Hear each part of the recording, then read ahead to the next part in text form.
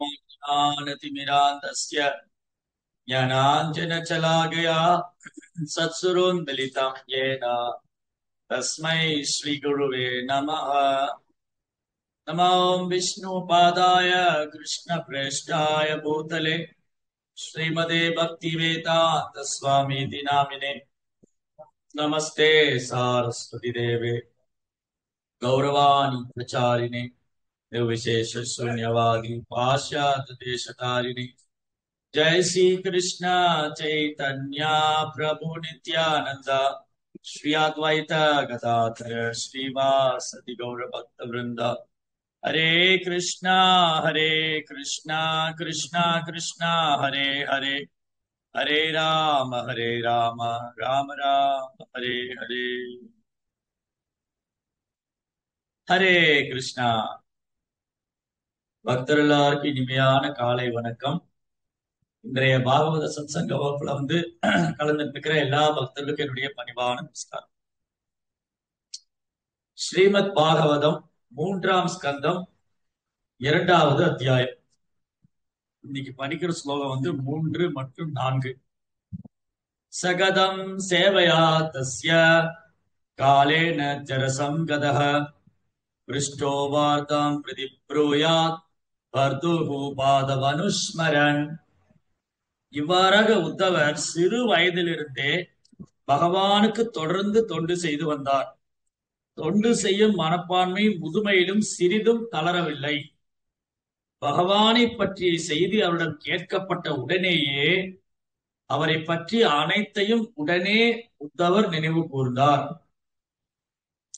சமோகர்த்தம் ஆபோ தூஷ்ணீம் கிருஷ்ணாங்கிரி சூதய பிரசம் தீவிரேன பக்தி யோகேன நிமக்னஹ சாது நிர்பிருதஹ.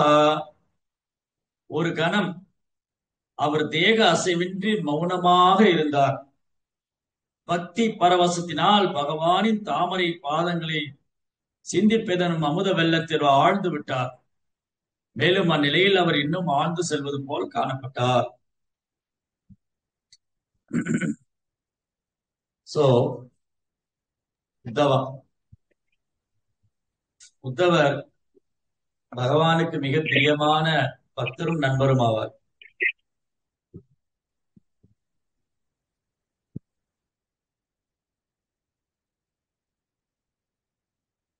அவருக்கு பகவான் மேல பிரேமம். இது பக்தியில உயர்ந்த நிலை. பிரேம பக்தி. வைதி பக்தி, ராகானுக பக்தி, பிரேம பக்தி. 3 ஸ்டேஜ் பக்தியில. சட்டதிட்டங்களுக்கு உட்பட்டதும் இயல்பான பக்தர்கள் அல்ல, பயிற்சி செய்யும் பக்தர்கள். பயிற்சி செய்து பக்தியோகத்து ஒழுக்க விதிமுறைகளை கடைபிடித்து ஆச்சாரியன்மார்கள் என்னென்ன சட்டதிட்டங்களை சொல்லியிருக்காங்களோ ஆன்மீக விஷயத்தை பயிற்சி பண்ணும்போது பக்தியில ஒழுக்க நெறிகளை கடைபிடித்து பகவான் மேல ஒரு அன்பை வளர்த்து கொள்றதுக்கு முயற்சி செய்வது சாதனா பக்தி. சாதனா செய்து பகவான் மேல அன்பு வளர்க்க. அதச்சித்தம் சமாதாதும் நசக்னோஷி மயிஸ்திரம் அப்பியாச யோகேன ததோ மாச்சாத்தும் தனஞ்சயா. பகவத்கீதை 12ஆம் அத்தியாயத்துல பகவான் சொல்றாரு. 12ஆம் அத்தியாயத்துல என்ன சொல்றாரு? முதல்ல கிருஷ்ணா மயேவ மன ஆதஸ்வா மயம் புத்திம் நிவேசய நிவிசிஷி மயேவ அத ஊர்த்வ நசம்சய. மையேவ எப்போ என்னை நினைத்து கொண்டு, உன் மனதில் என்னை சிந்தித்துக் கொண்டு, மையேவ மன ஆதஸ்வா மயம் புத்திம் நிவேசிய உன் மனம் புத்தி எல்லாம் எனக்கு அர்ப்பணித்து எப்போதும் என்னை நினைத்துக் கொண்டு எண்ணில் லயித்து உன் புத்தி எனக்கு அர்ப்பணித்து நீ வாழ்வாயானால் செயல்படுவாயானால் மயேவ மன ஆதஸ்வா மயம் புத்திம் நிவேசிய நிவிசேஷி மயேவ பிறளாது மனதோடு எப்பொழுதும் என்னை நீ நினைத்துக் கொண்டே இருப்பாயானால் நீ என்னை அடைவாய், சந்தேகமே வேண்டாம் அர்ஜுனா. அதான் ஊர்த்துவம் நசம்சேக நசம்சேக அசம்சேக மாசுச்சக. சந்தேகப்பட வேண்டாம், கவலைப்பட வேண்டாம், பயப்பட வேண்டாம். திரும்ப திரும்ப சொல்றாரு கிருஷ்ணா. கவலைப்படாதீங்க, சந்தேகப்படாதீங்க, பயப்படாதீங்க, நான் இருக்கேன். சோ கிருஷ்ணர் இருக்காரு. கிருஷ்ணர் எப்பவுமே இருக்காரு. நாம கிருஷ்ணரை நினைச்சிட்டு இருக்கோமாங்கிறத கேள்வி. கிருஷ்ணா எப்பவுமே இருக்காரு. அவர் தன்னுடைய சக்தியின் மூலமா எங்கும் வியாபிச்சிருக்காரு. தன் தோன்றா சக்தியின் மூலமா எங்கும் வியாபிச்சிருக்காரு. அவர் பிரம்மம், பரபிரம்மம். அந்த பிரம்மங்கிற தன்னுடைய உன்னதமான நிலையில அவர் எங்கும் வியாபிச்சிருக்காரு. அவர் இல்லாதமே இல்லை. எல்லாமே அவர்கிட்ட இருந்தா தோன்றுது. எல்லா இடத்துலயும் பகவான் இருக்காரு. பகவான் இல்லாத இடமே இல்லை. நம்ம இதயத்திலயும் பரமாத்மாவா இருக்காரு. அதுக்கப்புறம் ஒரு முழுமுதற் கடவுளாவும் பரம புருஷோத்தமனாவும் இருக்காரு. வதந்தி தத்தத்துவ விதஸ் தத்துவம் யஜ்ஞானம் அவ்யயம் பிரம்மேதி பரமாத்மேதி பகவான் இது சத்தியம். மூன்று நிலையிலும் பகவானை உணரலாம். அவர் எங்கும் இருக்கிற பிரம்மமா உணரலாம், இதயத்தில் இருக்கிற பரமாத்மாவா உணரலாம், பரம புருஷோத்தமனான முழுமுதற் கடவுளாகவும் உணரலாம். கிருஷ்ணர் இருக்காரு, ஆனா நம்ம நினைவுலதான் இல்லை. ஏன்னா நம்ம நினைவு பூரா அசுத்தமாயிடுச்சு. ஜட உலகத்தோட தொடர்புனால, முக்குணங்களுடைய தொடர்புனால. காரணம் குணசங்கஸ்ய சத் அசத் யோனி ஜென்மசு. குணங்களுடைய சம்பந்தத்தினால நாம கிருஷ்ணரை மறந்துட்டோம். கிருஷ்ணரை நாம் மறந்து விட்டோம். சோ கிருஷ்ணரை மறந்திருக்கிற ஜீவனுக்கு அவரை நினைவில் கொள்வது அவசியம். அதுதான் கிருஷ்ணரை நினைத்து கொண்டே இருப்பதுதான் நம்முடைய இயல்பான நிலை. ஒரு ஜீவாத்மடைய நார்மல் ஸ்டேஜ், நார்மல். ஒருத்தர் நார்மலா இருக்காரு அப்படின்னா அவர் கிருஷ்ணரை நினைச்சுட்டே இருக்கும். அப்ப கிருஷ்ணரை நினைக்க முடியல, நமக்கு ஏதோ வியாதி இருக்குன்னு அர்த்தம். இந்த உடம்பு ஏதாவது கோளாறு பண்ணுச்சுன்னா நம்ம நார்மலா இல்லைன்னு அர்த்தம். இந்த உடல்ல ஏதோ ஒரு குளறுபடி ஆயிடுச்சு, டாக்டர்கிட்ட போனோம். டாக்டர் எனக்கு இது ஒரு மாதிரி காது குய்யுங்குது, இல்ல வயிற்றுக்குள்ள ஏதோ வலி எடுக்குது, இல்ல கால் வலிக்குது, தலை வலிக்குது அப்படின்னா இந்த உடம்புல ஏதோ ஒரு நோய் வந்துருச்சு, சம்திங் ராங். உடனே டாக்டர் என்ன சொல்றாரு, அந்த ஸ்கேன் பண்ணுங்க, இந்த ஸ்கேன் பண்ணுங்க, எல்லாம் சொல்றாரு. அதுக்கப்புறம் என்ன பிரச்சனைன்னு கண்டுபிடிக்கிறாங்க. முன்னெல்லாம் வைத்தியர் கண்டுபிடிச்சிருவாங்க. வைத்தியர்கிட்ட போன உடனே அவர் கண்ணை பார்த்து கண்டுபிடிச்சிருவாங்க. ஒருத்தருடைய கண்ணை பார்த்து இல்ல நாடி பிடித்து உடனே சொல்லிடுவாங்க. அவங்க சொல்லுவாங்க நமக்கு என்ன பிரச்சனை இருக்கு. இன்னைக்கு 5 வருஷம் மெடிக்கல் காலேஜ்ல படிச்சு பிராக்டிஸ் பண்ணி, அப்புறம் அங்க மெடிக்கல் காலேஜ் அண்ட் ஹாஸ்பிட்டல்ல அங்க இருக்கிற பேஷண்ட் தொழில் படிச்சுக்கிட்டு இல்லையா, மெடிக்கல் காலேஜ் அண்ட் ஹாஸ்பிட்டல் வச்சிருப்பாங்க. எதுக்கு? இந்த ஸ்டூடெண்ட் எல்லாம் வர பேஷண்ட் கிட்ட வைத்தியம் படிச்சுக்குவாங்க. பேஷண்ட் உட்கார வச்சு சுத்தி ஸ்டூடெண்ட்ஸ் எல்லாம் இருப்பாங்க. உங்களுக்கு என்ன பண்ணுது? கேஸ் ஸ்டடி பண்றேன், கேஸ் ஸ்டடி பண்றேன். யார் இந்த தரிணி மாதாஜி அன்மியூட் ஆயிட்டே இருக்கு. சோ கேஸ் ஸ்டடி பண்ணுவாங்க. கேஸ் ஸ்டடி பண்ணி பண்ணி அப்படி பேஷண்ட்டை வச்சு படிச்சுக்கிறாங்க. நோயாளிகளை வச்சு மருத்துவம் படிச்சுக்கிறாங்க. முன்ன முன்ன இருக்கிற வைத்தியம் எப்படின்னா, நோயாளி வச்சு மருத்துவம் படிக்கல, மருத்துவம் நோயாளிக்கான தீர்வு கொடுத்து. அதாவது வேதகால மருத்துவம், ஆயுர்வேதம். ஆயுர்வேதம் எப்படின்னா, நோயாளிக்கு மருந்து ட்ரீட்மெண்ட் கொடுத்தது. நோயாளி வச்சு ஆயுர்வேதம் வளரல. ஓ, இந்த நோயாளி வந்திருக்காரு அதனால ஆயுர்வேத ஹாஸ்பிட்டல் நிறைய இல்ல. இயற்கை மருத்துவம், ஆயுர்வேதம், இதெல்லாம் எப்படின்னா அந்த மருத்துவர் சொல்வாரு இவருக்கு என்ன பண்ணுது. இன்னைக்கு கலியுகத்துடைய தாக்கத்தினால அதுவும் போயிடுச்சு. ஏன்னா நோய்க்கான மருந்து இயற்கை மூலிகை. எங்க மூலிகையை வளர்க்குறாங்க? முன்னால இயல்பா மூலிகை வளரும், செடிகள் இயல்பா இருக்கும். இங்க நம்ம லேண்ட்ல கூட நிறைய செடி இருக்குது. என்னது? சின்ன பூச்சி பூ மாதிரி தும்ப செடியா? அந்த தும்ப பூ எதுக்கு, தும்ப செடி எதுக்கு பயன்படுத்துவாங்க? இந்த மாதிரி அன்றாட வாழ்க்கையில பயன்படுத்தக்கூடிய செடிகள், தாவரங்கள்லாம் உணவா இருந்தது. கீரை வகைகள் இதுல இயற்கையா வந்தது. அந்த இயற்கையான உணவை சாப்பிட்டு இயற்கையோடு சேர்ந்து வாழ்ந்து ஆரோக்கியமா இருக்கு. இப்போ கிராமப்புறங்கள்ல கூட இயற்கையான செடிகளை பார்க்க முடியும். ரோடு போடுறவங்கள பேர்ல சிமெண்ட் ஊத்தி விட்டு, மண் ரோடு இல்ல. கலியினுடைய தாக்கத்தினால எல்லாமே செயற்கையான முறையில வாழ ஆரம்பிச்சு.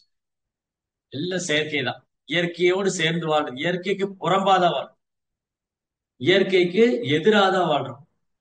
இயற்கைக்கு எதிராக வாழும்போது நம் உடலின் எதிர்வினை ஆற்றுகிறோம். இப்ப பாருங்க, படைப்பின் ஆரம்பத்திலிருந்து எவ்வளவு விலங்குகள் இருக்கு, மிருகங்கள், விலங்குகள், பறவைங்க. அவங்க இயற்கையோடு சேர்ந்து வாழ்றதுனால அதுக்கு ரோகமே இல்லை, அதுக்கு நோய் கிடையாது. ஏதாவது பறவைக்கு நோயின்னு சொல்லி ஹாஸ்பிட்டல் போகுதா? ஆடு மாடு கோழிக்கு முதல்ல நோய் சொல்லி ஹாஸ்பிட்டல் போனாங்களா? இல்ல. இப்ப இயற்கைக்கு எதிராக வாழ்றதுனால விலங்குகளுக்கும் நோய் வந்து, அதுக்கும் சத்தான உணவு இல்லை, அதுக்கும் சத்தான ஆகாரம் இல்லை. அதுவும் ரசாயன கலவையில உணவை சாப்பிட்டு அந்த பாலை கொடுக்குது, அந்த பாலும் சத்து இல்லை. சோ எப்படி மனிதன் தன்னுடைய பௌதிக தேவைக்காக செயற்கையான முறையில வாழ ஆரம்பிச்சு செயற்கையான பொருள்களை உற்பத்தி பண்ணி எல்லாம் ஆர்டிபிஷியல் செயற்கையா பண்ணி அவன் ஆயுளும் போச்சு, ஆரோக்கியம் போச்சு. எதுக்கு இதெல்லாம் பேசிட்டு இருக்கணும்?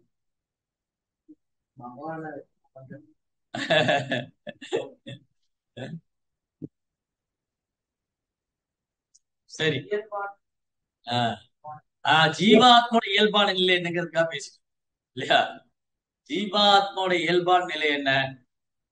அதாவது முதல்ல நம்ம நம்ம என்ன உதாரணம் எடுத்துட்டோம்னா, இந்த உடல் நம்ம இயல்பா இருக்கோமா? நீங்க நார்மலா இருக்கீங்களா? இல்ல, என்னோ எனக்கு பண்ணுது, என்னவோ பண்ணுது அப்படின்னா நார்மலா இல்லைன்னு அர்த்தம். எனக்கு என்னமோ பண்ணுது அப்படின்னா சரி, நீங்க போய் டாக்டர் பாருங்க. உங்களுக்கு என்னமோ ஒண்ணு பண்ணுதுங்க, எனக்கு என்னமோ உள்ளுக்குள்ள அது சொல்ல தெரியலீங்க, அப்ப டாக்டர் போங்க. டாக்டர் நம்மகிட்ட கேட்பாரு உங்களுக்கு என்ன பண்ணுது. ஆனா முன்ன என்ன பண்ணாங்க? கண்ணை இப்படி இழுத்து பார்ப்பாங்க, சரி இதுதான் பிரச்சனை. அடுத்த கன்ஃபர்மேஷன் கையை பிடிச்சிடுவாங்க, ரைட் இதுதான் அடுத்த பிரச்சனை. 3 பிரச்சனை தான் உடம்புல: கபம், வாத, பித்தம். கபத்தினால வரக்கூடிய தொல்லை நோய், வாதத்தினால வரக்கூடிய நோய், பித்தத்தினால வரக்கூடிய நோய். உடனே அதற்கான தீர்வு என்னது?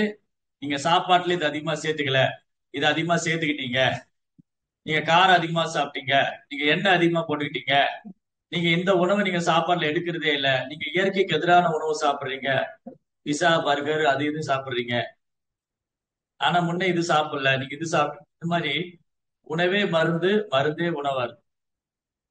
நம்ம வாழ்க்கையில மருந்தே உணவா இருக்கு.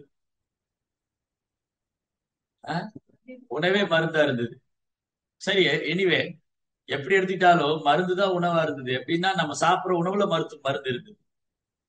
புரிஞ்சுதுங்களா? சோ நம்ம சாப்பிடுற உணவுல மருத்துவம் இருந்ததுனால அந்த உணவே மருந்தா இருந்தது. சாப்பிடுற உணவே மருந்தா இருந்தது. இன்னைக்கு சாப்பாட்டுக்கு முன்னாடி என்ன மருந்து, சாப்பாட்டுக்கு பின்னாடி என்ன மருந்து? அஹ்? இன்னைக்கு மருந்து தான் உணவா சாப்பிடுறோம். ஆஹ் விட்டமின்க்கு விட்டமினுக்கு டேப்லெட் போடுறாங்க. அப்புறம் என்னது? கால்சியம் டேப்லெட், மினரல் டேப்லெட், இதெல்லாம் உணவிலே இருந்தது.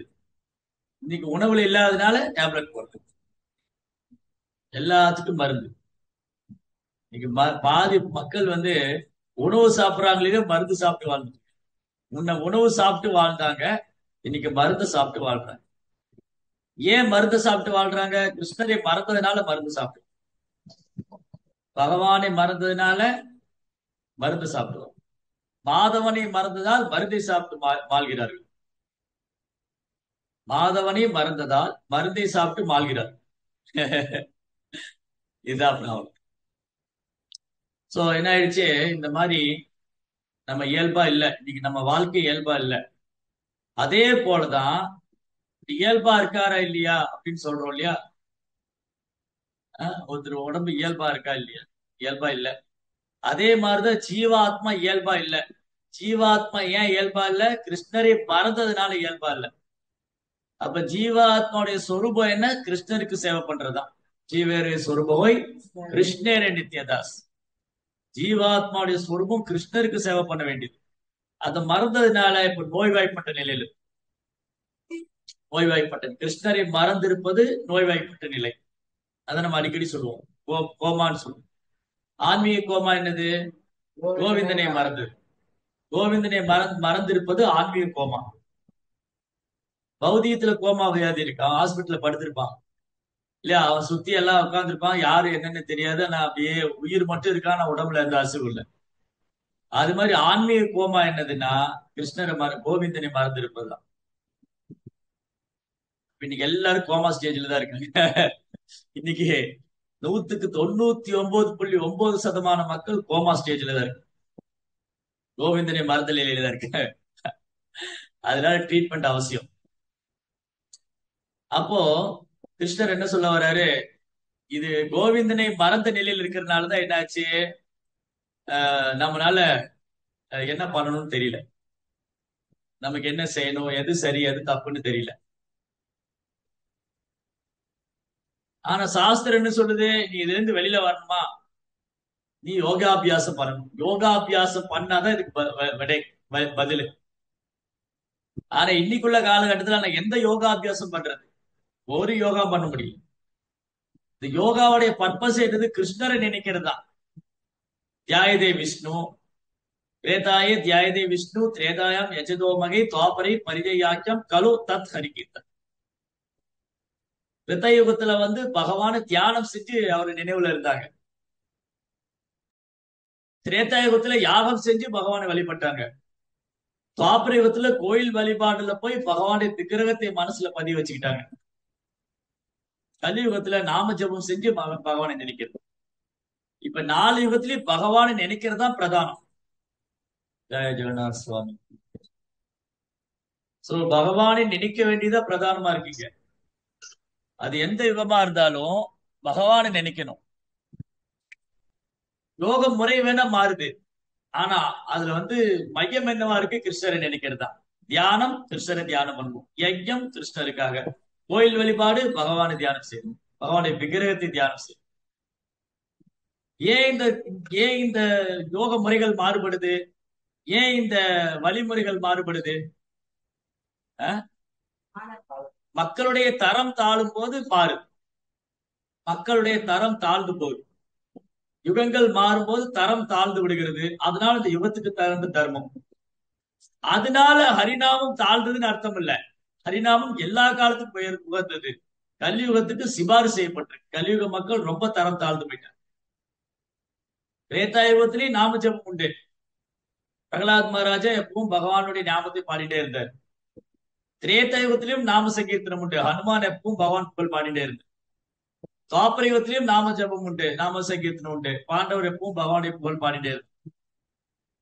அதனால இந்த நாம சங்கீர்த்தனம் பக்தி தொண்டுங்கிறது தாழ்ந்த விஷயம் அல்ல, இது இருக்கிறதுலே உன்னதமானது. எல்லா காலத்துக்கும் எல்லா யுகத்துக்கும் எல்லா இடத்துக்கும் எல்லா காலம் நேரம் யுகம் இடம் அனைத்துக்கும் பொருத்தமானது, அனைவருக்கும் பொருத்தமானது. ஆனா அந்த யுகத்துல சில தர்மங்கள் பரிந்துரைக்கப்பட்டிருக்கு. கிருதயுகத்துல பகவானை தியானிக்கும் தகுதி உள்ளவங்க இருந்ததுனால நீங்க பகவானை தியானம் பண்ணலாம். ஓகே, உங்களால தியானத்துல உட்கார முடியுமா, ரைட், நீங்க பகவானை தியானம் பண்ணிட்டே இருங்க. இல்லைங்க எனக்கு அந்த தகுதி நான் எழுந்துட்டேன், அப்ப நீங்க யாகம் செஞ்சு பகவானை வழிபடுங்க. சகஸ்ர சீரிஷ பௌருஷக சகஸ்ராட்ச சகஸ்ரபாதே யாகம் செய்வாங்க. புருஷ சூத்தகம் நாராயண சூத்தகம் எல்லாம் பாடுவாங்க. அப்போ பகவான ஒரு மனதுல அந்த யாகங்கள் செஞ்சு அதுல பகவானை வழிபட்டாங்க. அதுக்கப்புறம் தாபரயுகத்துல பிரம்மாண்டமான கோயில்கள்ல பகவானை விக்கிரக ரூபத்துல பிரதிஷ்டை செய்து வழிபட்டாங்க. கலியுகத்துல சோம்பேறிகளை, இவங்க யாகம் தியானம் பண்ண முடியாது, யாகம் பண்ண முடியாது, பக்கத்திலேயே கோயில் இருக்கு, கோயிலுக்கு போக மாட்டாங்க. கோயிலுக்கு போகணுங்களா, கோயிலுக்கு போனா முதல்ல ட்ரெஸ் சேஞ்ச் பண்ண குளிக்கணும், அப்புறம் ட்ரெஸ் சேஞ்ச் பண்ணணும், அப்புறம் அவ்வளவு தூரம் போயிட்டு வரணுமே. யாராவது அப்படியே வண்டி எடுத்து நம்மள பவனி கோயில போய் இறக்கி விட்டாங்கன்னா பரவாயில்ல. இப்போ சோம்பேறிகளாயிட்டு வீட்டுக்கு பக்கத்திலேயே கோயில் இருக்கு, போக மாட்டாங்க. அதனால கலியுக மக்கள் சோம்பேறி. அதனால என்ன பண்ணாங்க, சோம்பேறிகளுக்கு எளிமையான வழிதான் எதிர்பார்ப்போம். கலியுகத்துல எல்லாருமே ஷார்ட் கட் தான் விரும்புவாங்க. எளிமையா சுலபமா ஏதாவது பண்ற மாதிரி சொல்லுங்க. அதுனா இது சுலபமா பண்ணலாம், அது உயர்ந்தது, உத்தமமானது. அது சுலபமான விஷயம் பண்றது கஷ்டமா இருக்கு கலியுகம். ஏன் ஜெபம் பண்றதுக்கு 16 மாலை ஜெபிக்கணுமா? அப்ப என்ன பண்றோம் நம்ம? ஒரு மாலை சொல்லுங்க, அப்புறம் 4 மாலை சொல்லுங்க, 8 மாலை. ஐயா சாமி ஒரு மாலையா சொல்லுங்கப்பா, 4 மாலையா சொல்லுங்க, 8 மாலையா சொல்லுங்க. கெஞ்சி கெஞ்சி. இதுதான் சாதனா பக்தி. சாதனா பக்தி, வைதி பக்தினா என்னதுன்னா, பெரிய இன்ட்ரெஸ்ட் எல்லாம் ஒண்ணும் கிடையாது. ஆனா பண்ண வைக்கணும், பகவானை நினைக்க வைக்கணும். ஆச்சாரியர் என்ன பண்றாங்க? சரி, இவங்கனால இவங்களுக்கு இயல்பான பக்தி எல்லாம் கிடையாது. இப்ப இங்க உத்தவர் மாதிரி பக்தி யாருக்கும் கிடையாது. உத்தவர் மாதிரி பக்தி யாருக்கு இருக்கு? இங்க உத்தவருடைய குணம் சொல்றாங்க பாரு. உத்தவர் என்ன பண்ணாங்க? 5 வயசுல இருந்தப்ப அவருடைய கேரக்டர், உத்தவருடைய குணநலங்கள் என்னன்னா, உத்தவர் மாதிரி தூய பக்தர்கள். 5 வயசுல இருக்கும் போதே அவர் என்ன பண்ணிருக்காரு? பகவான் 5 வயது பாலகனாக இருந்த போதிலும் பகவான் ஸ்ரீ கிருஷ்ணரின் தொட்டில் மிகவும் ஆழ்ந்து விட்டவராக இருந்ததால், காலை உணவுக்கு அவர் தாயார் அழைக்கப்பட்ட போது அவர் விரும்பவில்லை. சாப்பாடு கூட, பிரசாதம் கூட அவருக்கு இல்லை. இன்னைக்கு பசங்க அப்படிதான். காலையில சாப்பாடெல்லாம் ஒண்ணு வேண்டாம், ஆழ்ந்து போயிருவாங்க. எதுல? மொபைல் போன்ல. இன்னைக்கு இன்னைக்கு பசங்களுக்கு சாப்பாடெல்லாம் தேவையில்லை, கையில ஒரு போனை கொடுத்துட்டா போதும். 24 மணி நேரம் அதை தேய்ச்சிக்கிட்டே இருப்பாங்க. கை ரேகையெல்லாம் தேய்ந்து போற அளவுக்கு தேய்க்கிறாங்க. இப்படி என்ன ஆயிடுச்சு? கலியுகத்துல உத்தவருடைய கான்சியஸ்னஸ் என்னது, நம்முடைய கான்சியஸ்னஸ். உத்தவர் கிருஷ்ணரை நினைச்சிட்டு அவரால கிருஷ்ணரை மறக்கவே முடியல. கிருஷ்ணருடைய நினைவுல ஆழ்ந்து இருந்ததுனால அவருக்கு உணவு கூட, பிரசாதத்து கூட அவரு மறந்துட்டாரு. இன்னைக்கு நம்முடைய சிந்தனை பூரா மெஷின்ல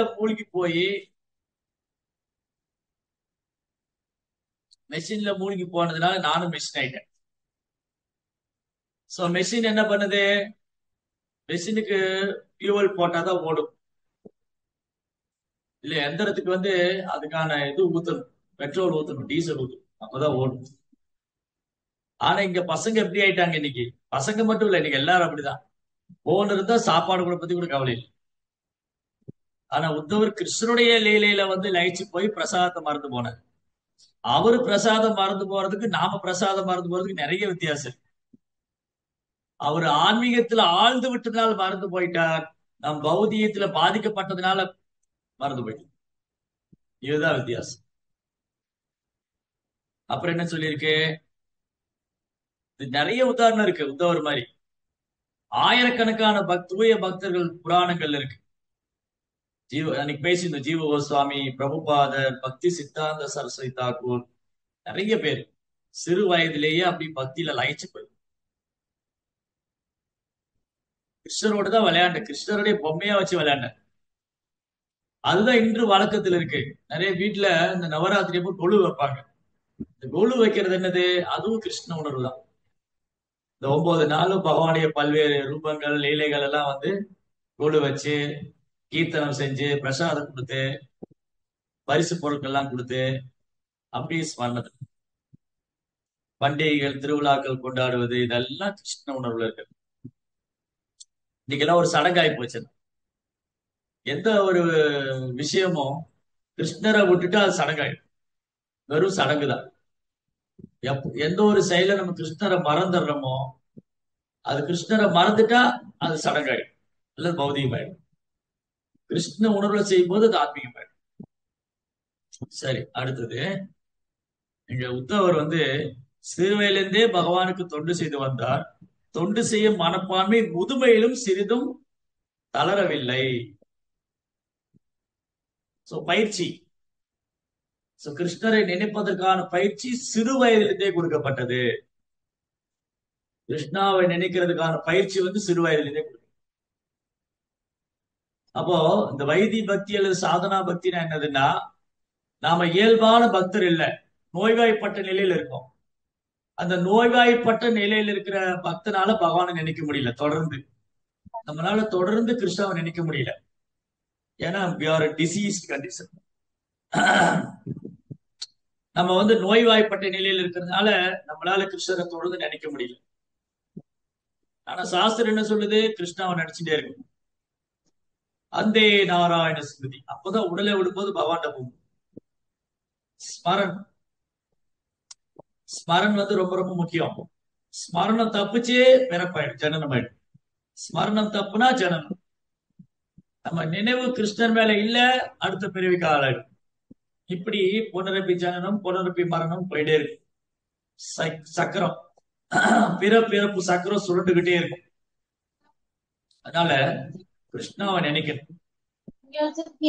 இதுதான் நம்மளுடைய அல்டிமேட் கோல்.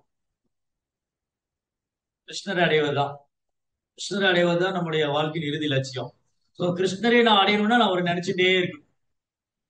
நான் கிருஷ்ணரை நினைச்சுட்டே இருக்கணும்னா, இப்ப நான் பக்தியில உன்னத நிலையில இல்ல, என்னால கிருஷ்ணரை நினைக்க முடியல. அப்போ அர்ஜுனன் கிருஷ்ணர் சொல்றாரு, மையேவ மன ஆதஸ்வா மயம் புத்திம் நிவேசியா நிவிசசி மையேவ அத ஊர்த்வ சம்சயம். அர்ஜுனா, எப்போதும் உன் மனதை என் மேல நிறுத்தி உன் புத்தி எனக்காக பயன்படுத்தி என்னிலே நீ நினைப்பாயானால் நீ கட்டாயம் என்ன அடைவாய். அப்போ உடனே அர்ஜுனன் சொல்லலாம், கிருஷ்ணா என்னால அது முடியாது. என்னால என் மனசு உங்க மேல நிறுத்த முடியும். மனது சஞ்சலமாயிட்டே இருக்கு, அதான் நிறுத்த முடியல. உடனே கிருஷ்ணா அடுத்த ஆப்ஷன் சொல்றாரு, ஓகே, உன் மனதை என் மேல் பிறழாமல் நிறுத்த முடியவில்லையா, அத சித்தம் சமாதாது நசக்னோசி மை ஸ்திரம்.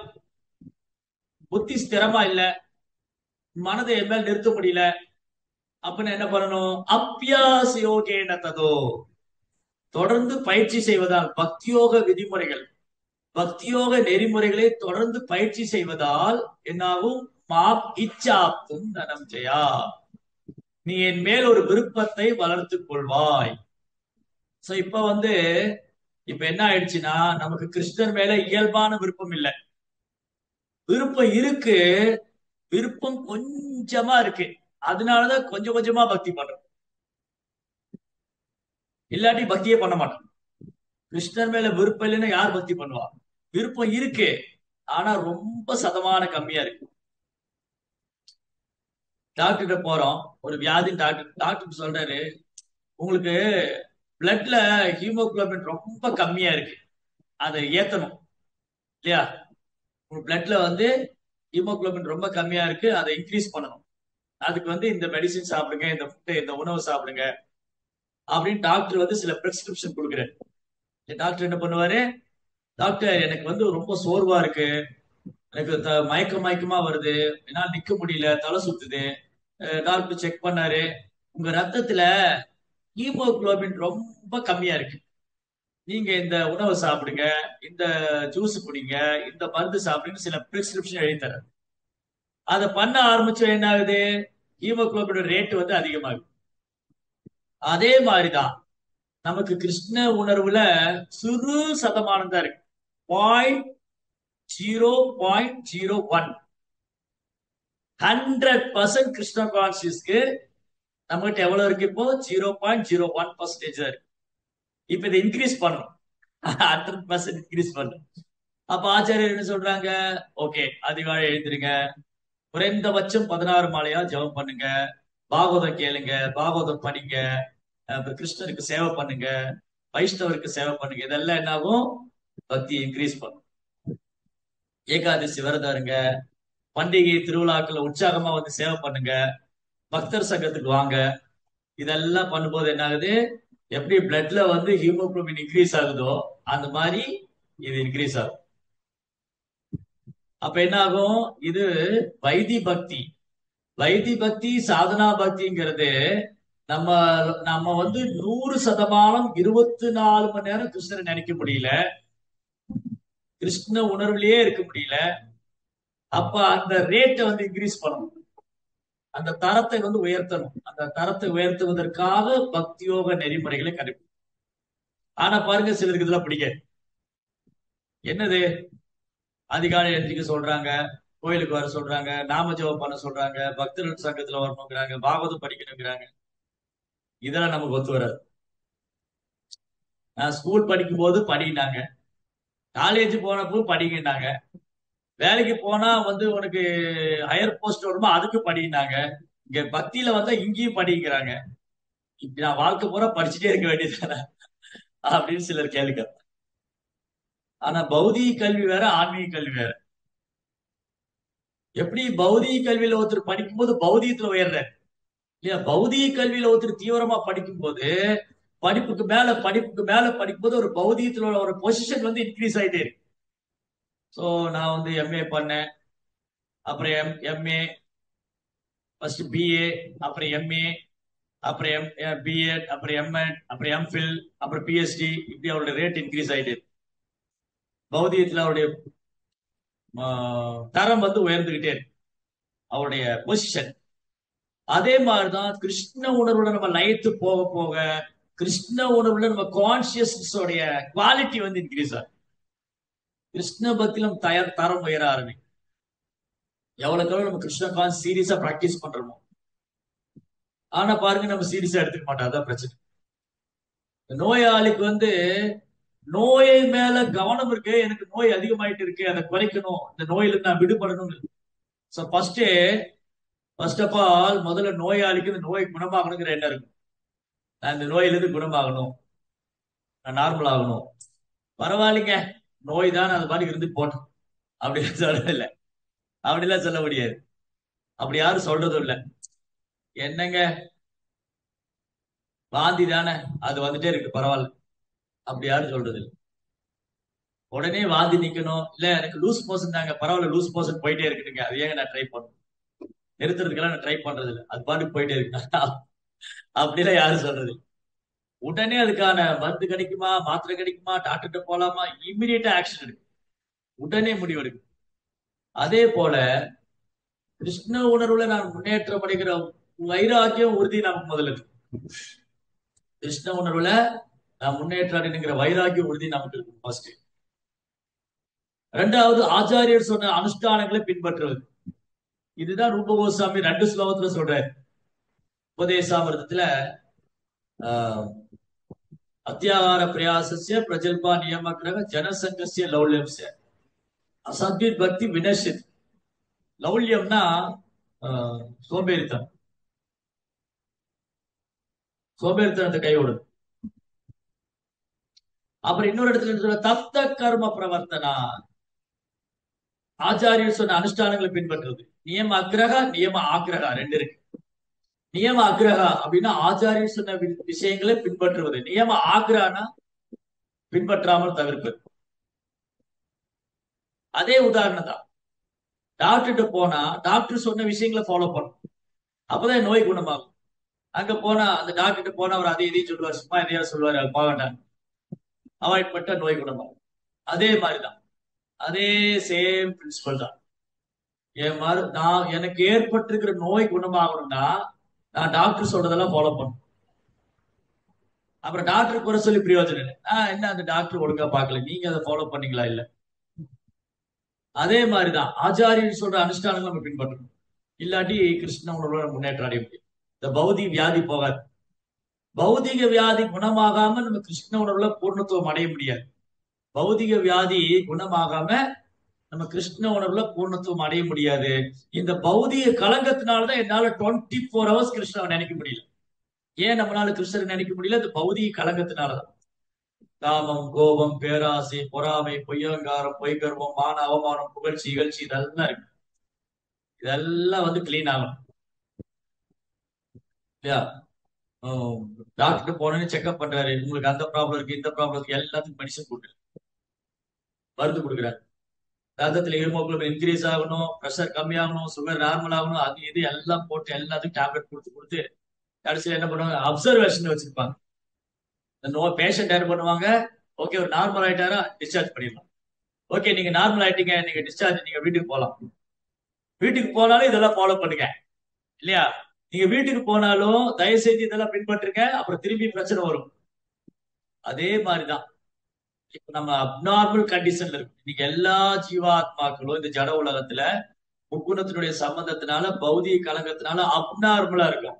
ஆனா நம்ம நினைச்சிட்டு இருக்கோம் நம்ம நார்மலா இருக்கணும். நோ, நம்முடைய நார்மல், நம்முடைய இயல்பான நிலையே கிருஷ்ண உணர்வுல இருக்கிறதா. கிருஷ்ண உணர்வற்ற நிலை நோய்வாய்ப்பட்ட நிலை. கிருஷ்ண உணர்வற்ற நிலை நோய்வாய்ப்பட்ட நிலை. நார்மலா இருக்கிறது கிருஷ்ண உணர்வுல இருக்கு. அதனால இந்த நோய்வாய்ப்பட்ட நிலையில இருக்கிற ஜீவாத்மாவுக்கு கிருஷ்ண உணர்வு தான் மருந்து.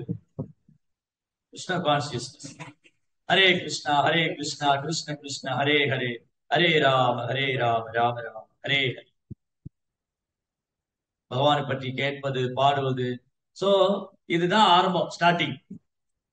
இதுல தொடங்குனா அப்புறம் விஷ்ணு ஸ்மரணம் மூணாவது. சோ இந்த மாதிரி பக்தியோக நெறிமுறைகளை கடைபிடிக்கிறது மூலமா என்ன ஆகும்? கிருஷ்ணன் மேல விருப்பம் அதிகரிக்கும்.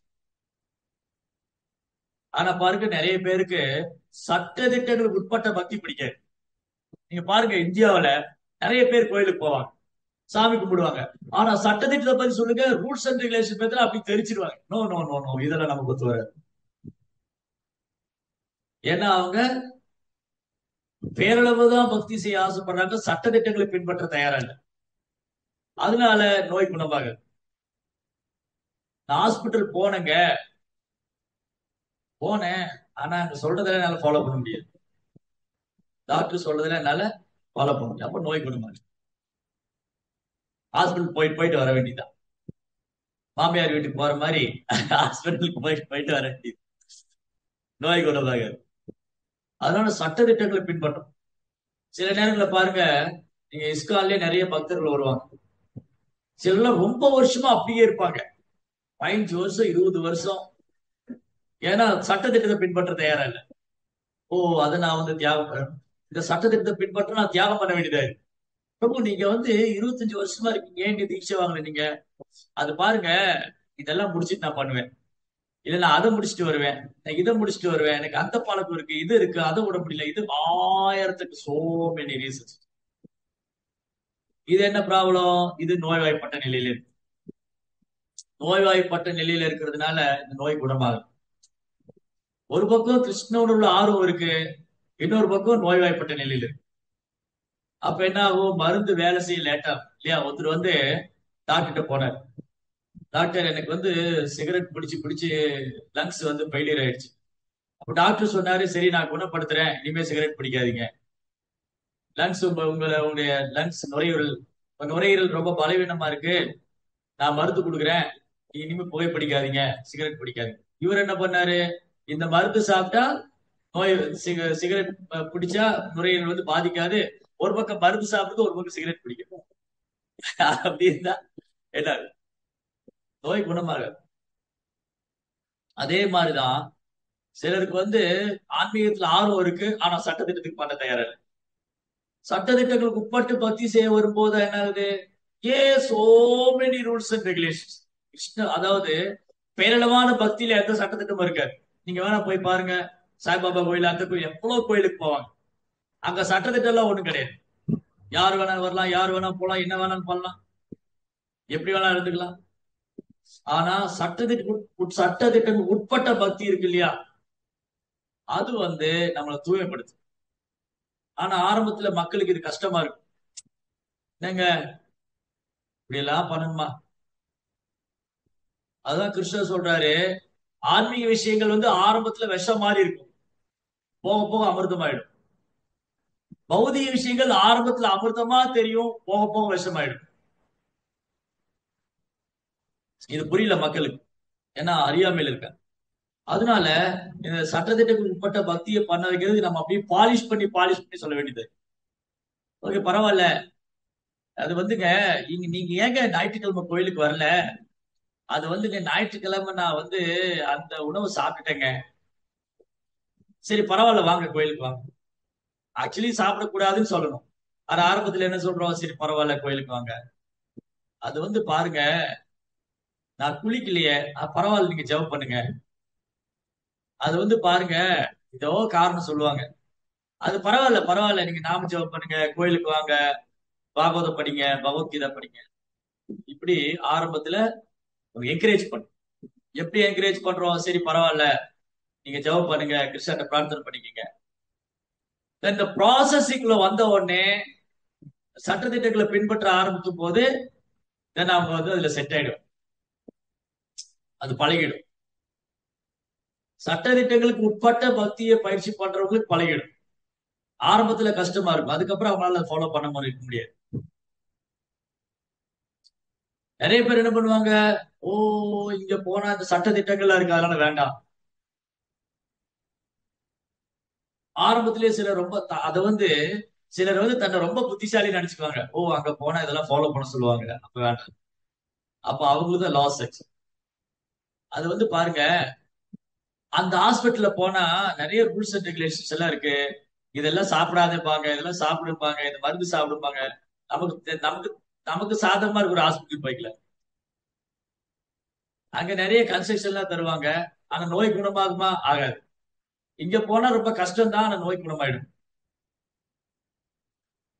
அதே மாதிரிதான் பல்வேறு ஆன்மீக இயக்கங்கள் இருக்கு. அந்த பல்வேறு ஆன்மீக இயக்கங்கள்ல சட்டதிட்டங்கள் எல்லாம் ஒண்ணும் கிடையாதுன்னா நம்ம நோய் குணமாகுது. ஆனா கிருஷ்ண பக்தி இயக்கத்துல வரும்போது நமக்கு சில சட்டதிட்டங்கள்ல இருக்கு, நோய் குணமாயிடும். அப்ப எதை சூஸ் பண்ணணும்? எங்க போனா எனக்கு வியாதி குணமாகுமோ, எங்க போனா நான் இயல்பான நிலைக்கு வருவனோ அந்த மருத்துவமனையை நான் தேர்ந்தெடுப்பேன். அது அறுவை சிகிச்சையா இருந்தாலும் பரவாயில்ல, மருந்து கொடுத்தாலும் பரவாயில்ல, அட்மிட் பண்ணிட்டாலும் பரவாயில்ல, எப்படியா என் நோய் குணமாயிடும். அதுதான் நான் விருப்பம். அதே மாதிரிதான் நான் வந்து என் மனதை தூய்மைப்படுத்தணும், இந்த மனித வாழ்க்கையை தூய்மைப்படுத்திக்கணும், நான் பிறப்பிறப்புலேருந்து விடுபடணும் அப்படின்னா நான் கிருஷ்ண பக்தி இயக்கத்துக்கு வரேன். அப்ப என்ன ஆகும்? இங்க நல்ல கைதேர்ந்த மருத்துவர்கள் இருக்காங்க, குருமார்கள் இருக்காங்க, நல்ல சாஸ்திரம் இருக்கு, பிரிஸ்கிரிப்ஷன்ஸ் இருக்கு. சும்மா புஸ்தகம் படிக்காத டாக்டர்கிட்ட போய் யாராவது பைத்தியம் பார்ப்பாங்களா? அவரு அவர் பாருங்க, அங்க ஒரு மூலையில ஒரு சின்ன கடையில மெடிக்கல் ஷாப் மாதிரி வச்சிருக்கிறாரு, அங்க போய் மருந்து வாங்கி சாப்பிடுங்க. ஐயோ ஏதாவது ஆயிடுச்சுன்னா என்ன பண்றது? போய் வாங்கி சாப்பிடுங்க, குணமானா பாத்துக்கங்க. அப்படி எல்லாம் போக முடியாது. ஒரு டாக்டர்கிட்ட ரெக்கக்னைஸ் பண்ண கவர்மெண்ட் அப்ரூவல் ஆன ஒரு ஹாஸ்பிட்டல்ல போய் ட்ரீட்மெண்ட் பண்ணணும். ஒரு நம்பிக்கை இல்லாட்டி வெறும் நம்பிக்கையோட தான். அவங்க சொன்னாங்க அந்த மெடிக்கல் ஷாப்ல போய் மருந்து வாங்கி சாப்பிடுங்க, இவங்க சொன்னாங்க அந்த மூலையில இருக்கிற கடையில போய் மருந்து வாங்கி சாப்பிடுங்க. அப்படி எல்லாம் யாரும் சாப்பிடும்? அப்படி சாப்பிட்டா அவன் முட்டாள் தான். அப்புறம் எதிர்வினை ஆயிடுச்சுன்னா என்ன பண்ணுவோம்? அப்போ அதுக்கான ஆள்கிட்ட போய் அதுக்கான ட்ரீட்மெண்ட் இருக்கு. அதே மாதிரிதான் நிறைய ஆன்மீக இயக்கங்கள் இருக்கு. கிருஷ்ண பக்தி இயக்கத்தோட சிறப்பு என்னது? இங்க கை தேர்ந்த மருத்துவர்கள் இருக்காங்க, சாஸ்திரம் இருக்கு, குருமார்கள் இருக்காங்க. நோயாளி குணப்படுத்திடும், நோயாளி குணமடைச்சிடல. அது கண் கூட பார்க்கலாம், கண் கூட பார்க்கலாம். சுசுகம் கர்த்தம் அவ்வியம் ராஜவித்ய ராஜகுஜம் பவித்ரம் பிரத்யக்ஷ்வாகம் தர்மம். பிரத்யக்ஷ்வா அப்படின்னா கண் கூட உணரலாம். கிருஷ்ண பக்தி பயிற்சி பண்ணும்போது என் வியாதி குணமாகறத கண் கூட உணரலாம்.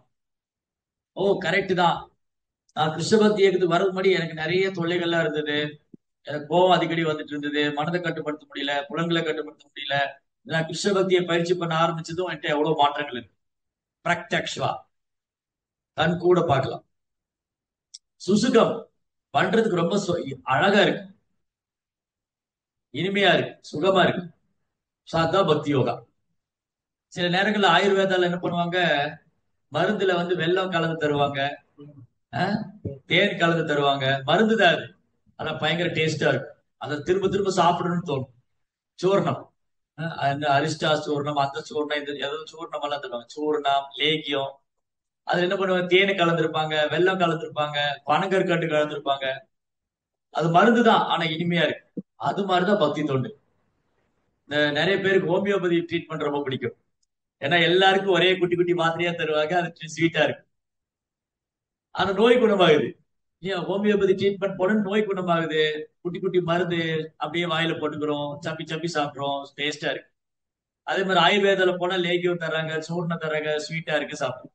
சில பொடியை பால்ல கலந்து சாப்பிடுங்க, இனி கசக்கவா செய்யும்.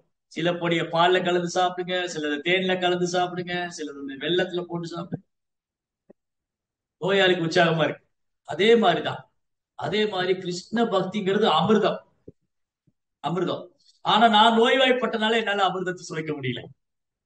அதுதான் பிரபாத் கொடுக்குற உதாரணம். மஞ்சக்காமால வியாதி வந்தவன், மஞ்சக்காமால வியாதி வந்தவனுக்கு வெள்ளம் தான் வந்து சக்கரை தான் மருந்தா கொடுப்பாங்க, அதுக்கு சுவை தெரியல.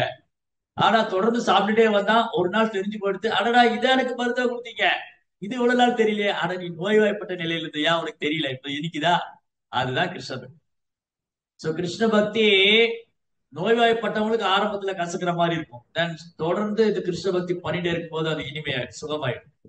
அதுதான் அது ராகானுக பக்தியா மாறும். சோ வைத்திய பக்தி அடுத்தது ராகானுக பக்தியா மாறுது, இயல்பான பக்தராக. அந்த இயல்பான பக்தி அடுத்தது பிரேம பக்தியா மாறும், பிரேம பக்தி. சோ உத்தவர் அந்த ஸ்டேஜ்ல இருக்காரு, உத்தவர் இருக்கிற ஸ்டேஜ் பிரேம பக்தி. அதனால சிறு வயதிலிருந்தே பகவானுக்கு தொடர்ந்து தொண்டு செய்து வந்தார். தொண்டு செய்யும் மனப்பான்மை முதுமையிலும் சிறிதும் தளரவில்லை. பாத்தீங்களா, இது அடுத்தது முதுமை. இவ்வளவு நேரம் நோயை பத்தி பேச, அடுத்தது முதுமை. இந்த முதுமை என்னது? முதுமையில ரிட்டையர்மெண்ட் தருவாங்க. கவர்மெண்ட்ல என்ன சொல்றாங்க? கவர்மெண்ட்ல எவ்வளவு வயசு மேல ரிட்டையர்மெண்ட்? 60 வயசு. 60 வயசு ஆயிட்டா ரிட்டையர்மெண்ட். ஏன் ரிட்டையர்மெண்ட் கொடுக்குறாங்க? அவருக்கு உடம்பெல்லாம் தளர்ந்து போயிடும், இந்த மாதிரி வேகமா வேலை செய்ய முடியாது, சரி ஓய்வு எடுக்கட்டும். அரசாங்கம் என்ன பண்ணுது? ஒரு கவர்மெண்ட் ஸ்டாஃப்க்கு 60 வயசுக்கு மேல பென்ஷனும் கொடுத்து ஓய்வூதியம் அது என்னென்ன கொடுப்பாங்க, கிராஜுவேட் என்னமோ சொல்லுவாங்களே, பிஎஃப் என்ன, பிஎஃப்ஆ என்னென்ன என்னென்ன தருவாங்க கவர்மெண்ட்ல? ஜிபிஎஃப், பென்ஷனு, பிஎஃப், இன்சூரன்ஸ் எல்லாம் உண்டா? எல்லாம் உண்டு, எல்லாம் கொடுத்துட்றாங்க. அப்புறம் அது அது மட்டும் இல்லாம அரசாங்கம் என்ன பண்ணுது? சீனியர் சிட்டிசன் சொல்லி அதுக்கு சில சலுகை. ட்ரெயின்ல எவ்வளவு சலுகை, ஃபிளைட்ல போன எவ்வளவு சலுகை, ஹாஸ்பிட்டல்ல இந்த சலுகை. ஏன்னா வயது ஆக ஆக அவங்கள யாராவது பராமரிக்கணும், முதியவர்களே பராமரிக்கணும். கோயில்ல வந்து சீனியர் சிட்டிசனுக்கு தனி கியூ இருக்கு, இது மாதிரி நிறைய விஷயங்கள் இருக்கு இல்லையா? சோ இது எதுக்கு பண்றாங்கன்னா அவர் ஓய்வு எடுக்கணுங்கிறதுக்காக. அப்போ வேதகால கலாச்சாரம் என்னன்னா பஞ்ச பஞ்ச என்ன சொல்லுவாங்க, 50 வயசு, 50 வயசு வந்தா காட்டுக்கு போகணும்னு சொல்லி. இங்க எங்க 50 வயசுல காட்டுக்கு போறது? 50 வயசுல தான் பல பேர் கல்யாணமே பண்றோம். 55 40 வயசு அப்புறம் எங்க காட்டுக்கு போறது? வீடே காடாயிடுச்சு அவனுக்கு. எந்த வீட்டுல சாணக்கிய பண்டிதர் சொல்றாரு, சாணக்கிய பண்டிதர் என்ன சொல்றாரு? எந்த வீட்டுல வந்து கணவன்கிட்ட மனைவி அன்பா பேசலையோ அவன் வந்து ஏற்கனவே காட்டுலதான் வசிக்கிறான். எதா கிரகம் எதாரண்யம் ததா கிரகம். அவன் வீடே காடு மாதிரிதான் ஆயிடுச்சு அவனுக்கு. அப்போ அரசாங்கம் சாஸ்திரம் என்ன சொல்லுதுன்னா 50 வயசுக்கு மேல ரிட்டையர் ஆகணும். அரசாங்கம் என்ன சொல்லுது? 60 வயசுக்கு மேலேயே ரிட்டையர் ஆகுன்னு சொல்லுது. நம்மளால என்ன பண்ணுவான்? பேங்க்ல ஒர்க் பண்ணிட்டு, பேங்க்லயே எங்கேயாவது ஒர்க் பண்ணிட்டு இருப்பாங்க 60 வயசு வரைக்கும். அதுக்கப்புறம் ரிட்டையர் ஆனது என்ன பண்றது தெரியல. ஏதாவது செக்யூரிட்டி வேலை கிடைக்குமா, இல்ல எங்கேயாவது அக்கௌண்ட்ஸ் பார்க்க போலாமா, இல்ல ஏதாவது கடையை போட்டு உட்காந்துக்கலாமா? அந்த 60 வயசுக்கு மேலே அடுத்த வேலை. இப்படி லைஃப் லாங் வேலை வேலை வேலைன்னு வாழ்க்கை பூரா கஷ்டம். ஆனா என்ன ஆகுது? 50 வயதுக்கு மேல உடல் தளருது, உடல் தளர்ந்து போகுது. ஆனாலும் மனசுல அனுபவிக்கணுங்கிற எண்ணம் இருக்கு. ஜீவாத்மாவுக்கு வயதானாலும் அனுபவிக்கணுங்கிற எண்ணம் இருக்கிறதுனால நான் வயதானாலும் என் சொந்த காலில் நிற்பேன், நான் என் பையன்கிட்ட போய் நிக்க மாட்டேன், என் பொண்ணுகிட்ட போய் நிக்க மாட்டேன், நானே சம்பாதிப்பேன். இது ஒரு காரணம். இன்னொரு காரணம், பையன் பிள்ளைகளை கை விட்டுறாங்க, வேற வழி இல்ல வளர்ப்பான். சோ கலியுகத்துல மக்கள், கலியுகத்துல நாமளா குடும்ப வாழ்க்கையில இருந்து வெளியில வரலைன்னா சூழ்நிலை எல்லாம் உருவாகும். 50 வயசுக்கு மேல நாமளா வெளியே வரலைன்னா பசங்க வெளியே போங்க. சோ என்ன ஆகுது? இதுதான் கலியுகம். சோ என்ன ஆகுதுன்னா ஒரு பக்கம் இவங்களுக்கு அனுபவிக்கணுங்கிற எண்ணம், வயசானாலும் வயசானாலும் அனுபவிக்கிற எண்ணம் இருக்கு. அதனால ரிட்டையர்மெண்ட் ஆனாலும் இங்க ஒர்க் பண்ணணும். இல்ல பசங்க பிள்ளை என்ன விட்டுட்டாங்க, நான் ஒர்க் பண்ணி தான் ஆகணும். ஆக மொத்தத்துல வேலை பார்த்து தான் ஆகணும். அப்போ உடம்பு தளர்ந்து போச்சு, ஆனா வேலை செய்யற கட்டாயத்துல இருக்காங்க. பிரபா இங்க என்ன சொல்றாரு பொருளுரையில, பொருளுரையில ரொம்ப அழகா சொல்லியிருக்காரு. பொதுவாக முதுமையடைந்த ஒருவர் பௌதிக சேவையிலிருந்து ஓய்வு பெற அனுமதிக்கப்படுகிறார். அதனால் ஆனால் உன்னதமான பக்தி தொழில் ஓய்வு பெறுவதற்கு சிறிதும் இடமில்லை. மாறாக வயது முதிர முதிர தொண்டு செய்யும் மனப்பான்மை அதிகரித்துக் கொண்டே போகிறது. பகவானின் உன்னதமான தொண்டில் சலிப்பே ஏற்படுவதில்லை என்பதால் அதில் ஓய்வு பெறுவதற்கு இடமே இல்லை. தேகத்தால் பௌதிக சேவை செய்து களைப்படைந்த ஒரு மனிதன் ஓய்வு பெற அனுமதிக்கப்படுகிறார். ஆனால் உன்னத தொண்டில் களைப்பே ஏற்படுவதில்லை. ஏனென்றால் அது ஆன்மீக தொண்டாகும். உடல் மட்டத்தில் உள்ளதல்ல. உடல் மட்டத்தில் உள்ள செயல் வயது முதிர்ச்சியினால் படிப்படியாக நலிவடைந்து விடுகிறது. ஆனா ஆத்மா முதிவடைவதே இல்லை. சோ பாருங்க, இங்க அனுபவிக்கணுங்கிற எண்ணம் இருக்கிறதுனாலதான் உடம்பு தளர்ந்து போனாலும் வேலை செய்யணும்னு நினைக்கிறாங்க. ஆனா கிருஷ்ண உணர்வுல செயலாற்றுவது அப்படி இல்லை. கிருஷ்ணருக்காக செயலாற்றுவது, இங்க பாருங்க நிறைய வயதானவங்க உற்சாகமா இருக்கு. கிருஷ்ண பக்தி இயக்கத்துல பாருங்க நிறைய முதியவர்கள் வந்து ரொம்ப உற்சாகமா செயல்படுவோம். பிரபுபாதர் வந்து அமெரிக்கா போகும்போது ஒரு வயசு எவ்வளவு? 69க்கு மேல ஆயிடுச்சு. 70 வயது. 70 வயதான ஒரு முதியவர் 12 வருடங்கள்ல உலகம் முழுதும் சுற்றுப்பயணம் செய்து கிருஷ்ண பக்தியை பிரச்சாரம் பண்ணார். அதுதான் ஆத்ம பலம். அதோட கிருஷ்ணரால் சக்தி அளிக்கப்பட்டவர் 2. மூணாவது, அவருக்கு வயது ஒரு பொருட்டே இல்லை. ஏன்னா அவர் ஆத்ம உணர்வுல நிலை பெற்றிருக்கார். நிறைய உதாரணம் சொல்லணும். பிரபுபாதர், சனாதன கோஸ்வாமி வந்து வயதானாலும் கோவர்த்தன பரிக்கிரம் பண்ணியே தீர்வாங்க. தினமும் பிருந்தாவனத்துல கோவர்த்தன பரிக்கிரமம் செய்வாரு. வயதாகி போச்சு, கிருஷ்ணரே வந்து சொல்றாரு வேண்டாம் சனாதனா, உனக்கு வயசாயிருச்சு, நீ பண்ணாதேங்கிறார். சனாதன் சொல்ல இல்ல இல்ல நான் பண்ணுவேன், நான் உறுதி எடுத்துட்டு இருக்கேன். அப்ப இவர் கஷ்டப்படக்கூடாதுன்னு பகவானே தன் தாமரை பாதத்தை பதிச்சு ஒரு கோவர்த்தன சிலையை கொடுத்தார். இதை சுத்தி வந்தா போதும். ஹரிதாஸ் தாக்கூர் வந்து ஒரு நாளைக்கு 22 மணி நேரம் 22 மணி நேரம் 3 லட்சம் நாமங்களை சொல்றாரு. ஒரு நாள் அழுதுன்னு இருக்காரு. மகாபுரு வந்து கேட்கிற, ஹரிதாஸ் தாக்கூர் ஏன் அழறீங்க?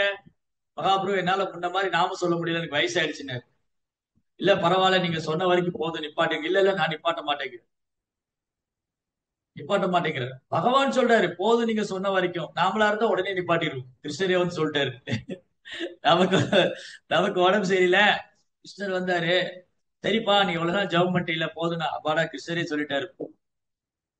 இல்ல பக்தர்கள் சொல்லிட்டாங்க. ஆனா ஹரிதாஸ் தாக்கூர் ஒத்துக்க மாட்டேங்கிறார். கோவிந்தா வந்து மகாபிரபு வந்து சில நேரங்கள்ல சைத்தன்ய மகாபிரபுவே ஹரிதாஸ் தாக்கூர் பிரசாதம் கொண்டு போவார், இல்ல கோவிந்தாட்ட கொடுத்து அனுப்புவார். கோவிந்தா பிரசாதம் கொண்டு போயிருக்காரு, ஹரிதாஸ் தாக்கூர் படுத்துட்டு ஜெபம் பண்றாரு. அவரால் உட்கார முடியல, ரொம்ப வயசாயிடுச்சு. கோவிந்தா கேக்குறாரு, எழுந்திருங்க, மகாபிரபு உங்களுக்கு ஜெகநாதனுடைய பிரசாதம் கொடுத்திருக்காரு, நான் வந்து என் ரவுண்ட்ஸ் முடிக்காம சாப்பிட மாட்டேங்கிறேன். அப்புறம் ஜெகநாத பிரசாதம் தொட்டு தலையில வச்சுட்டு அத மரியாதை பண்ணிட்டு ரவுண்ட்ஸ் முடிச்சு சாப்பிட்டுக்கிறேன். இதான் ஹரிதாஸ் தாக்கூர். சோ கிருஷ்ண உணர்வுல கிருஷ்ணருக்காக சேவையாற்றும் போது அங்க வயது வித்தியாசம் கிடையாது. ஆனா பௌதிக செயல்களுக்கு ஒரு குறிப்பிட்ட நாளுக்கு அப்புறம் நம்ம விடுதலை ஆயுதாகும். ஏன்னா என்னுடைய ஸ்மரணம் வந்து நான் கிருஷ்ணர் மேல நிறுத்தணும். சோ இங்க உத்தவருக்கு வயசாயிட்டாலும் அவர் வந்து கிருஷ்ணர் மேல் உள்ள சேவையில அவர் தளரவே இல்லை. தொண்டு செய்யும் மனப்பான்மை முதுமையிலும் சிறிதும் தளரவில்லை. பிரபுபாதருக்கு தளரவில்லை. சனாதன் கோஸ்வாமிக்கு தளரவில்லை. ஹரிதாஸ் தாக்கூருக்கு தளரவில்லை. சோ அப்ப கிருஷ்ண பக்திக்கு முதுமை ஒரு பொருட்டல்ல. சோ கிருஷ்ண பக்தி வயது வரப்பட்டது. ஏன்னா கிருஷ்ணருக்கு சேவை பண்றது ஆத்ம தளத்துல சேவை செய்யக்கூடிய.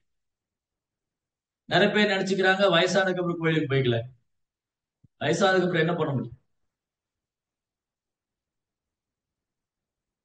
சிறு வயதிலிருந்தே கௌமாரம் ஆக்கிறதே பிரக்யா தர்மான் பாகவதாய். சிறு வயதிலிருந்தே பயிற்சி கொடுக்கப்படும். உத்தவர் வயது முதிர்ந்தவராக இருந்தார் என்பதில் சந்தேகமில்லை. ஆனால் அவரது உற்சாகம் முதுமையடைந்தது என்பது அதன் பொருள் அல்ல. சேவை செய்யும் அவரது மனப்பான்மை பக்குவம் அடைந்து உன்னதமான படித்தரத்தில் இருந்ததால் ஸ்ரீ கிருஷ்ணரை பற்றி விதுரர் கேள்வி கேட்டதும் தன் பகவானை பற்றி சிந்தனையில் உடனே அவருக்கு லயித்து விட்டார். முதுமையே மறந்து விட்டார். அன்னைக்கு பேசிட்டு இருந்தோம். திருமலேசி ஆழ்வா அவர் காஞ்சிபுரம் வந்தப்போ ஒரு வயதான பாட்டி வந்து சேவை பண்ணுவாங்க. உடம்பு வயது கூட பொறுத்துக்காம சேவை பண்ணாரு. அவங்க அந்த அம்மா இளம் குமரியா மாத்திட்டு வருவாரு. இதுதான் உற்சாகம். ஆன்மா ஆன்மா ஆன்மா ஆன்மாவுக்கு வந்து கிருஷ்ணனுக்கு சேவை செய்ய சேவை செய்ய ஆத்மா வந்து பூர்ணமான திருப்தி அடையும். ஏ ஆத்மா சுப்ரஷீததி. 2 இடத்துல பாகவத்துல சொல்லி ஆத்மா சுப்ரஷீததி. ஆன்மா வந்து பூர்ணமான திருப்தி அடையும் கிருஷ்ணருக்காக சேவை பண்ணும்போது. அதனால உத்தவர் இங்க கிருஷ்ண உணர்வுல லயிச்சு போனதுனால அவருக்கு புதுமையெல்லாம் ஒரு பொருட்டே இல்லை.